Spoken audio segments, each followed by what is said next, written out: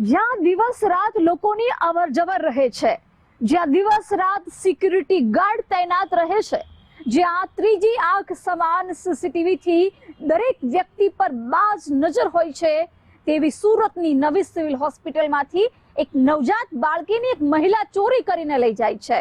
પછી શું થયું જાણવા માટે જુઓ આ ક્રાઇમ રિપોર્ટ।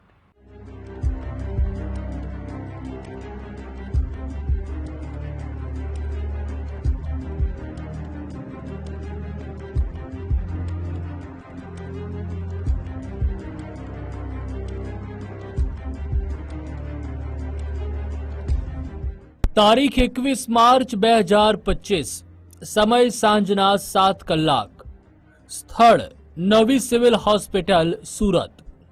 બમરોલી રોડ પર ગોવર્ધન નગરમાં રહેતા ધીરજ શુક્લાની પત્ની સંધ્યાને પ્રસૂતિનો દુખાવો ઉપડતા હોસ્પિટલ લઈ જવામાં આવ્યા હતા। નવી સિવિલ હોસ્પિટલની સ્ટેમ્પ સેલ બિલ્ડિંગમાં સાંજના 7 વાગે સંધ્યાએ બાળકને જન્મ આપ્યો। પ્રસૂતિ બાદ મહિલાને વધુ સારવાર માટે હોસ્પિટલમાં બીજા માળે દાખલ કરવામાં આવ્યા। બાળકને કાચની પેટીમાં રાખવામાં આવ્યું હતું। ત્યાં સંધ્યાની નણંદ બેસી હતી। રાતના 9 વાગે આસપાસ અચાનક હોબાળો મચી ગયો, કારણ કે કાચની પેટીમાં બાળક ન હતું। આ બાબતે સંધ્યાના પરિવારે હોસ્પિટલના સ્ટાફને માહિતી આપી। હોસ્પિટલ તરફથી પોલીસને જાણ કરવામાં આવી। ઘટનાની ગંભીરતાને જોતા ખટોદરા પોલીસ સહિત ક્રાઇમ બ્રાન્ચ અધિકારીઓની ટીમ કામે લાગી। 4 પીઆઈ સહિત 60થી વધુ પોલીસ કર્મચારીએ તપાસનો ધમધમાટ શરૂ કર્યો। ખટોદરા પોલીસે આખી રાત બેસી હોસ્પિટલના 200થી વધુ સીસીટીવી ફૂટેજ ચકાસ્યા હતા। તે પૈકી સીડી પાસેના એક સીસીટીવીમાં એક મહિલા હાથમાં થેલો લઈને જતી દેખાઈ હતી। તે મહિલા વિશે તપાસ કરતા નવા ગામના ડિંડોલીમાં રહેતી રાધા ઝા હોવાનું ખુલ્યું। તેના ઘરે પોલીસની એક ટીમ ગઈ। ત્યાંથી નવજાત બાળકને હેમખેમ મુક્ત કરાવી આરોપી महिला की धरपकड़ करी હતી। को हमें इन्फॉर्मेशन मिली 10 बजे के बाद में, तो कि एक एकदम नवजात बच्चा जिसको 5-6 घंटे हुए हैं पैदा हुए, वो गायब हो गया है। तो सीसीटीवी फुटेज देखे तो एक लेडी उसको लेके जा रही थी। बाद में सीसीटीवी के बेस पे रात को भी टीम लगी रही और पुराना हमने डाटा जो जितना भी था वो डाटा भी सारा का सारा निकाला और उसको भी चेक किया। तो एक आधार कार्ड मिला, उससे एक मोबाइल नंबर मिला, तब ये लेडी जो है वो ट्रैक हुई और अभी बच्चे को वापस हॉस्पिटल में लाया गया और जो आरोपी है उसको पुलिस स्टेशन ले जाया गया। સુરતની નવી સિવિલમાં નવજાત બાળકની ચોરી। નવજાતને થેલામાં મૂકી ચોરી કરનાર સીસીટીવીમાં કેદ। સીસીટીવીના આધારે બાળક ચોરનાર મહિલા સકંજામાં। પોલીસની સતર્કતાથી ગણતરીના કલાકોમાં ઉકેલાયો ભેદ। સાંજે 7 વાગે બાળકનો જન્મ, રાત્રે 9 વાગે બાળકની ચોરી। બાળકનું અપહરણ કરનાર મહિલાનું નામ રાધા ઝા છે અને તે સુરતના નવાગામ ડિંડોલી ખાતે આવેલ લક્ષ્મીનગરમાં પરિવાર સાથે રહે છે। પોલીસ તપાસમાં સામે આવ્યું છે કે આ મહિલા પહેલા નવી સિવિલ હોસ્પિટલમાં સિક્યુરિટી ગાર્ડ તરીકે ફરજ બજાવતી હતી। તેના અણછાજતા વ્યવહારને કારણે 1 વર્ષ પહેલા તેને નોકરીમાંથી કાઢી મૂકવામાં આવી હતી। 21 માર્ચે તે નવી સિવિલ હોસ્પિટલમાં આવી હતી। નવજાત બાળક પર આશરે 3 કલાકથી વધુ સમય નજર રાખી હતી।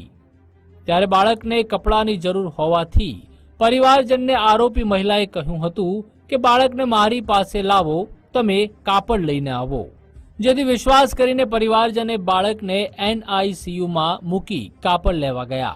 પરત આવીને જોયું તો મહિલા પણ ન હતી અને નવજાત પણ ગાયબ હતું, કારણ કે બાળક લઈને મહિલા ગુમ થઈ ગઈ હતી। जैसे बच्चे को जन्म दिया गया, उसके बाद बोली नर्स बोली कि 1 घंटे बाद आप कांच में रख देना। तो मेरी सिस्टर आई, वो खिला रही थी, रो रही थी। बगल वाली औरत बोली लाओ मैं चुप करा देती हूँ। तो हम उस पर भरोसा दिखा के उसको दे दिए और वो साथ में गई कांच में रखने के लिए। मेरी सिस्टर चली गई डायपर लाने के बाद आई तो यहाँ पे बच्चा नहीं था। ऐसे ही मतलब जैसे यहाँ आने के बाद सब लोग बातचीत करते हैं, बस वैसे ही, ऐसा कुछ नहीं था कि मेरी वो सगी थी, कुछ उसको पता ही नहीं था मतलब कि वो कौन थी, कैसी थी। अब उसको ले जाना था तो इसलिए वो बातचीत बढ़ा रही होती, तो वो कांच पेटी से ही लेकर गई बच्चे को। खाट पे तो बच्चा स्वस्थ था। अच्छा, आपका रहने का कहाँ पर है? और ये बताया जा रहा है यह महिला डिंडोली की निवासी है। हम लोग पांडेसरा यहाँ गोवर्धन नगर से रहने वाले हैं, तो वो महिला को हम लोग नहीं जानते। हम लोग डिंडोली में कोई हमारा रिलेशन नहीं था कि हम लोग वहाँ जाए हैं।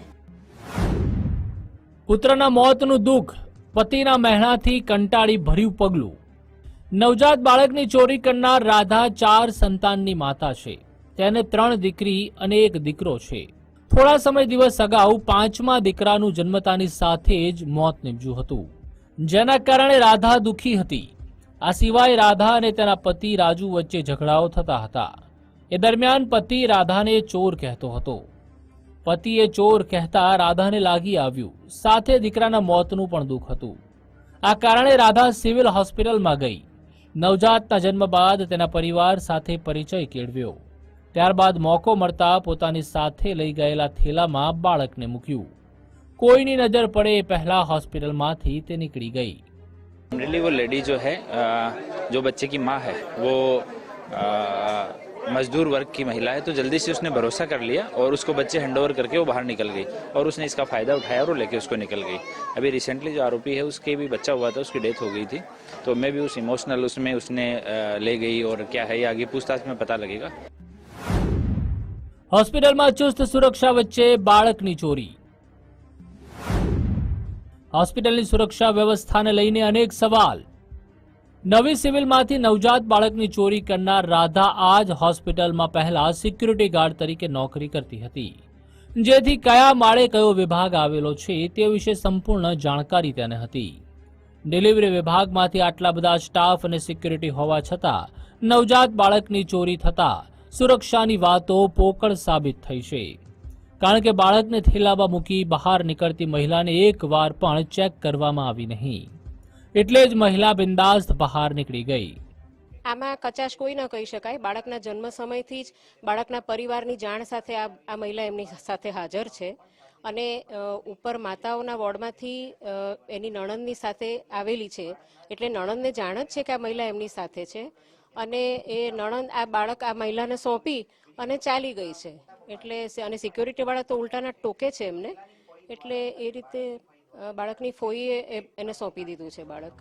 નવી સિવિલ હોસ્પિટલમાંથી નવજાત બાળકની ચોરીનો ભેદ સુરત પોલીસની સતર્કતાથી ગણતરીના કલાકોમાં જ ઉકેલાઈ ગયો છે, પરંતુ સિવિલમાંથી આવી રીતે બાળકની ઉઠાંતરી થઈ જાય ત્યાં સુધી સિક્યુરિટી કે સ્ટાફને ગંધ શુદ્ધા ન આવે તે કેટલી મોટી બેદરકારી છે।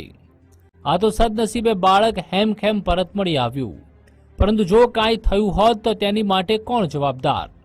તેવા અનેક સવાલ ઊભા થઈ રહ્યા છે। ત્યારે સિવિલમાં આવી ઘટનાનું પુનરાવર્તન ન થાય તે માટે શું પગલાં લેવામાં આવે છે તે તો જોવું રહ્યું। બાળક ચોરીના આરોપસર રાધાને જેલની હવા ખાવાનો વારો આવ્યો છે, તો પોતાના બાળકને હેમખેમ પરત મેળવી પરિવારમાં પણ ખુશીનો માહોલ છે। રાકેશ બ્રહ્મભટ્ટ, ગુજરાત ફર્સ્ટ, સુરત।